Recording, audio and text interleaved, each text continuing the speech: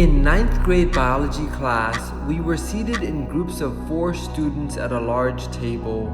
In my group, there was a guy who had once mentioned in a side conversation that he never wanted to get married. To my young mind, marriage was the culmination of the expression of love. Thus, this was a profoundly shocking statement he made, so much so that I remember it clearly now, over 10 years later. I remember feeling a deep sense of sadness and emptiness for him, as if he didn't know what he was saying or missing out on. But over the years, being battered and bruised on the rocky edges of trying to make relationships work and love last, I too am also beginning to look at the end goal of marriage in a whole new light. The sanctity of marriage has been a lighthouse in the foggy haze of loneliness on my journey to find someone to propose to and share the rest of this life with.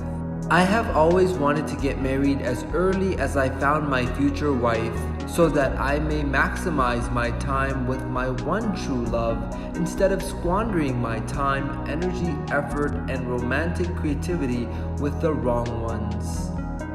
However, the concept, customs, and taboos around marriage have been ever evolving.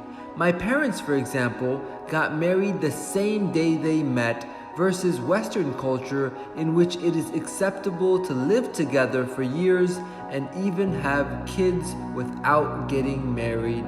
These polarizing marriage philosophies, along with realizing that marriage is not just a celebration and public recognition of my lifelong vow to my wife, but disturbingly, marriage is a legally binding threesome with the governing body of law, which to me no longer feels or sounds romantic.